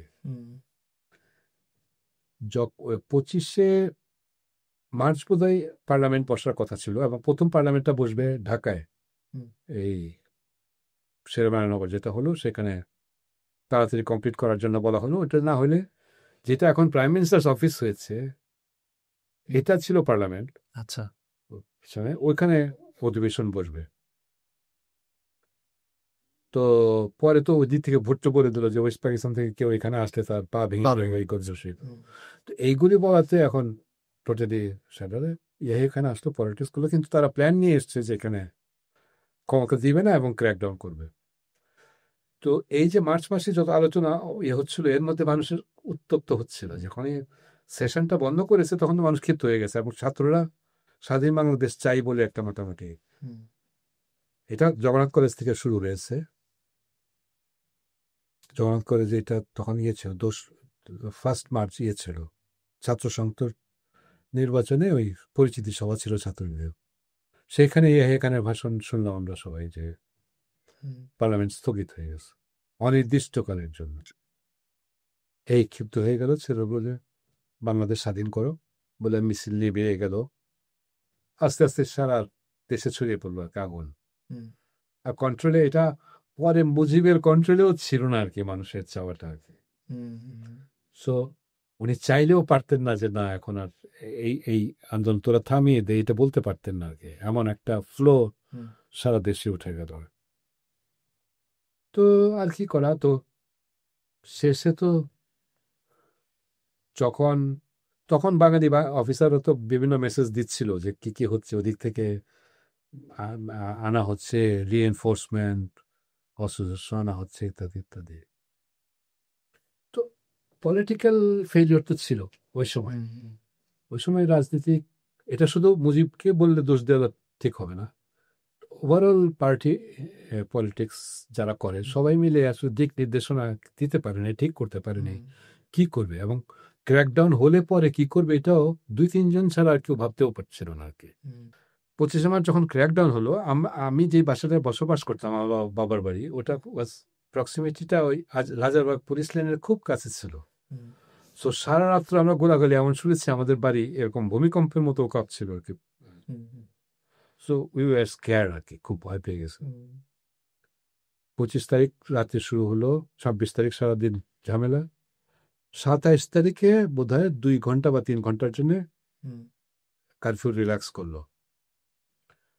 তো সকালবেলা আমি আমাদের আর এলাকার এক ভদ্রলোকের মোটরসাইকেলে করে ঢাকা ইউনিভার্সিটি দিয়ে গেলাম, জহুরুল হলে গেলাম। তো সেইখানে গিয়ে দেখলাম যে অনেক লাশ বিছানা, এবং স্টুডেন্টদের দামি রাইফেল যে স্টুডেন্টরা তখন দিত, কি বলে ট্রেনিং দিত, সেই দামি রাইফেল সব একজনের পাশে একজন এরকম শুয়ে রাখেছে একটা একটা করে। তো ওখান থেকে চলে আসার পর এসে বাসায় দেখি সব আমাদের বাসাটা একটু বড় ছিল, কারণ আমরা 5 ভাই, বোন অবশ্য দেশে থাকতো না, বিদেশে, তখন বিয়ে হয়ে গেছে। 5 ভাই, চাচা ছিল, খালু ছিল, সবাই ব্যাগ বেঁধে রেডি, যে চলো যাবো, কোথায় যাবো, বাড়িতে যাবো, মানে এখানে তো সেফ না। সো আমরা হেঁটে সেই রূপগঞ্জ পর্যন্ত হেঁটে গেছি। রূপগঞ্জ গ্রামের ভিতর, তখন তো এত বাড়ি ঘরে এত সহজ ছিল না। ওদিকে নদী পার হয়ে মোড়াপাড়া গেছি, মোড়াপাড়া থেকে পরের দিন রাতে থেকে লাঞ্চে করে পরে আমাদের বাড়ির দিকে চলে গেছি। এনিওয়ে, তো বাড়ি থেকে যখন ফিরে এসেছি তখন এটা মে মাসের শেষের দিকে বা জুনের প্রথম হবে। এসে আমার এলাকায় এসে আমি আমার বন্ধু বান্ধব কাউকে পাই না, যারা নাকি আমার অ্যাক্টিভিস্ট, আমার সঙ্গী সাথী ছিল, কাউকে পাই না, সবাই চলে গেছে। যাদের পাশে খোঁজ করি কেউ বলতে চায় না, যা হোক পরে খোঁজ খবর পেলাম সবাই ইন্ডিয়া চলে গেছে ট্রেনিংয়ে। তো আমি আর স্কোপ পাচ্ছিলাম না যে কার মাধ্যমে এখন যাবো টাবুকে। যাই হোক, পরে সামহাও একজনকে পেলাম, উনি ঢাকা সিটি ছাত্রলীগের অর্গানাইজিং সেক্রেটারি ছিলেন, আজিজুল হক চৌধুরী। তো ওনাকে পেয়ে বললাম যে আমি তো যাব। বলে এখন তো আর একটা টিম রেডি করতে সময় লাগবে, ওয়েট করো। উনি আর একটা টিম নিয়ে চলে গেছে, আমাকে নেয়নি আর কি। যাই হোক, পরে আবার আরেকজনকে পেলাম, পেয়ে পরে গেলাম। গিয়ে প্রথমে আমাদেরকে আগরতলায় নিয়ে গেল। আগরতলায় এমবিবি কলেজ বলতো, মহারাজা বীর বিক্রম কলেজ, ওইটা ছিল প্রাথমিক শেল্টার। ওখানে গিয়ে থাকলে ওখান থেকে সিলেকশন করে করে, তো ওখানে আরও অনেকগুলি ক্যাম্প ছিল যেখান থেকে জেনারেল ফ্রিডম ফাইটাররা যাচ্ছিল। ওরা দেখে দেখে বডি বাছাই করে টরে নিচ্ছিল। সবাইকে তো যেতে চাচ্ছিল সবাই, কিন্তু সবাইকে নেওয়া হচ্ছিল না, এমন একটা সিচুয়েশন ছিল। আর এমবিবি কলেজে যারা ছাত্রলীগ করতো এখানে, শুধু তাদেরকে ওখানে রাখা হচ্ছিল। তো আমার হেলথ খুব পুয়ার হেলথ ছিলাম আমি আর কি, এই কারণে আমাকে নিতে চাইতেছিল না আর কি। তখন অনেক বলে কয়ে শেষে গেলাম। তো আমি ট্রেনিং শেষ করি ওখানে টান্ডুয়া বলে একটা জায়গা আছে, আমাদেরকে গুডস প্লেন করে সেই জাহাজে করে নিয়ে যাওয়া হলো, প্লেনে করে। তো আর এয়ারপোর্টে ওখান থেকে আবার ট্রাকে করে নিয়ে যাওয়া হয়েছে। এটা দেরাদুন এলাকায়, কিন্তু আর একটু নিচে আর কি, টান্ডুয়া, ওখানে আমাদের ট্রেনিং সেন্টার। তো ওখানে তখনও পুরাপুরি ট্রেনিং সেন্টার হয়নি, ওই কিছু হচ্ছে আর কিছু, তখনও জঙ্গল, গাছ টাছ কাটা, ওই জোক টোক কামড় দিত, এমন একটা অবস্থা ছিল আমাকে। এনিওয়ে, ওটা শেষ করে যখন দেশে ফিরলাম তখন এটা সেপ্টেম্বর হয়ে গেছে, সেপ্টেম্বর শেষ হয়ে গেছে। তো কাজেই তখন তো চারদিকেই মোটামুটি যুদ্ধ চলছে। তো আমাদের ঢাকা সিটিতে তখন কাজ ছিল মানুষের মনোবলটা ধরে রাখা, যে মানুষজন হতাশ না হয়ে যায়। তখন তো ওই টাইমটাতে কিন্তু একেবারে অপারেশনও কমে যাচ্ছিল চারদিকে। তো বড়টা ধরে রাখার জন্য আমাদের বলা হচ্ছিল যে প্রতি এলাকায় অন্তত একটা দুইটা এক্সপ্লোশন হয়ে যায়। রাতের বেলা গভীর রাতে শব্দ হলে মানুষ একটু সাহস পায় না, কনফিডেন্স পায় যে না এটা হচ্ছে। তো সেইগুলো করতাম, এবং সেইগুলোর সাথে আমার টিমমেটদের সাথে যারা আমরা করতাম, যে টেলিফোনের ডিপি বক্স আছে রাস্তার মধ্যে থাকে, অনেকগুলি টেলিফোনের জাংশন যেগুলি থাকে, সেই ডিপি বক্সগুলি আমরা এক্সপ্লোসিভ দিয়ে উড়িয়ে দিতাম।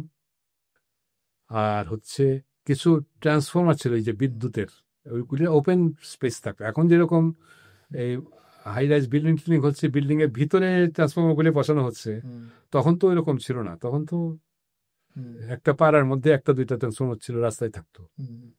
তো সেইগুলিতে আমরা এক্সপ্রেশন করে সেগুলো উড়িয়ে দিচ্ছি। এর বাইরে আমাদের তেমন কোনো উল্লেখযোগ্য ছিল না। এরপরে লাস্ট ব্যাচ যারা ট্রেনিং শেষ করে আসলো, ইট ওয়াজ ইন নভেম্বর। ওরাও জানতো না যে ইন্ডিয়া পাকিস্তান যুদ্ধটা লেগে যাবে। 3rd ডিসেম্বর যুদ্ধটা শুরু হয়ে গেল আর কি। 3rd ডিসেম্বর পাকিস্তান প্রথম অ্যাটাক করলো। তো এরপর আমরা বুঝে ফেললাম যে খুব দ্রুত স্বাধীন হয়ে যাবে দেশটা। 16 তারিখ আই ওয়াজ ইন ঢাকা, আমি ছিলাম তখন। তো পাকিস্তান আর্মিরা যাচ্ছিল পাগলের মতো। তো ওরা খুব যোদ্ধা জাতি, তো ওদের খুব এইম খুব ভালো ছিল। আমাদের বাড়ির সামনে দিয়ে যখন যাচ্ছিল, আমাদের কিছু ছেলে মেয়ে নিচে ছিল, কিছু ছাদের উপরে ছিল। তো চলন্ত মানে কি বলে 150 কিলোমিটার স্পিডের গাড়ির থেকে ওরা মেশিন গান দিয়ে এলএমজি দিয়ে গুলি করেছে। ওই আমার ছাদের থেকে 1 ফিট নিচে এরকম আস্তর পড়ে গেছে আর কি, প্লাস্টার পড়ে ঝরঝর করে পড়ে গেছে, এরকম একটা অবস্থা। আমার এক ফ্রেন্ডের ছোট বোনের পেটের এখান দিয়ে লেগে এখান দিয়ে বেরিয়ে গেছে, ছোট্ট মেয়ে এরকম। তো ভীত ছিল তখন। জি, ভারত আমাদের যে পরিমাণ সহযোগিতা করেছে মুক্তিযুদ্ধের সময়, এটা তো আমরা অস্বীকার করি না, এবং করার সম্ভব না অবশ্যই। এটা তো but at the same time প্রত্যেকটা দেশেরই নিজের স্বার্থ আছে, আমাদেরও নিজের স্বার্থ আছে। এই স্বাধীনতার 50 বছর পরেও আমাদের কি এই তাদের প্রতি কৃতজ্ঞতা স্বরূপ তারা আমাদের যে পরিমাণ অ্যাডভান্টেজ নিয়েছে, অথবা তারা যেটা চায় যে পাকিস্তানের সাথে আমাদের সম্পর্ক না রাখা, আপনি এই বিষয়গুলোকে কিভাবে দেখেন? এটা খুব সিম্পল আসলে। ইন্ডিয়া কি চেয়েছে? ইন্ডিয়া চেয়েছে পাকিস্তানকে উইকেন, দুর্বল করে। দুইটা ভাগ যদি আলাদা করে দেওয়া যায়, তাহলে সে দুইটাই দুর্বল পাকিস্তান পেল, সে যা খুশি তাই করতে পারবে। এটা ছিল তার টার্গেট। সেই টার্গেটটা সে অ্যাচিভ করেছে। আর আমাদের টার্গেট ছিল আমরা পাকিস্তান থেকে আলাদা হব। আমরা আমাদের টার্গেটটা অ্যাচিভ করেছি। তো এটা ম্যারেজ অফ কনভিনিয়েন্স। এটা আসলে কেউ কাউকে হেল্প করার বিষয় না কিন্তু, তাই না? তাদের সুবিধা আমাদের সুবিধা এক জায়গায় মিলছে। এটা তো আমরাও তাদেরকে হেল্প করেছি। ওরা যদি বলে আমাদেরকে হেল্প করেছে, তাহলে আমরাও তাদেরকে হেল্প করেছি to break up of Pakistan, তাই না? পাকিস্তানটা ভেঙে দেওয়ার জন্য আমরা তাদেরকে হেল্প করেছি। সো কাজে তারা একতরফা আমাদের হেল্প করেছে এটা বলে তো হবে না। আমাদের 1 কোটি মানুষকে নাকি ওরা খাইয়েছে।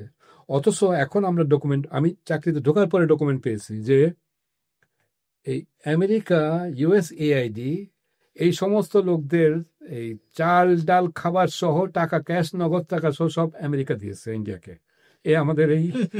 আমাদের এই লোকদের খাওয়ানোর জন্য। কাজে 1 কোটি লোক ইন্ডিয়া খাইয়েছে, এই কথাটাও বোধহয় সঠিক না। হ্যাঁ, তবে ইন্ডিয়ান আর্মি এখানে যুদ্ধ করে ওদের হতাহত হয়েছে অনেক। ওদের কেউ কেউ বলে 16,000 নাকি মারা গেছে, I don't know। কিন্তু এটা তো একটা কিছু থাকতেই পারে, কিন্তু এটা তো ওরা গেইন করেছে। এরপরে তো ওরা তো ব্যবসা বাণিজ্য সবকিছুই আমাদের থেকে সুবিধা করেছে, আমাদেরও সুবিধা আছে। আসলে ব্যাপারটা কি, এটাকে খুব নেগেটিভ না দেখে পজিটিভ দেখানো দরকার। যেমন আমি যদি পেঁয়াজ কিনে আনি, ইন্ডিয়া থেকে আনলে আমার কস্ট কম পড়ে, কারণ ইন্ডিয়াতে 5 টাকা দাম, পাকিস্তানেও 5 টাকা দাম, মিয়ানমারেও 5 টাকা দাম। ইন্ডিয়াতে আনলে হয় কি আমার ট্রান্সপোর্টেশন কস্ট কমছে, তাই আমার কি বলে সময় প্রাইস অ্যান্ড ফ্রেট দুইটা প্লাস করে আমি দেখা যায় যে আমার ইন্ডিয়াটা সস্তা হচ্ছে, তাই না? এখন পাকিস্তান যদি 2 টাকা কম দামেও দেয়, তাইলেও আমাকে তার ফ্রেট দিয়ে জাহাজ ভাড়া দিয়ে এনে আমার দাম বেশি পড়ে যাবে। এটা হচ্ছে কি বলবো, এটা হচ্ছে বাস্তবতা নিরিখে আসলে ইন্ডিয়ার সাথে আমাদের একটা ওয়ার্কিং রিলেশন দরকার। আসলে এনিমিটি করে আসলে এটা আমাদের জন্য অবাস্তব, ইন্ডিয়ার জন্য অবাস্তব। এটা আসলে খুবই ওয়ার্কেবল। আমার স্বার্থ আমি রক্ষা করে একটা রিলেশনশিপ মেনটেন করতে হবে, এটা বাস্তব। এটা আচ্ছা এনিমিটি করে আসলে আমাদের লাভ হবে না। Thank you so much for your time, sir. It was an enlightening discussion, and if you watched this far, please do follow us on our socials. It does help us immensely. This is Ifaz and Oyon. We're signing off.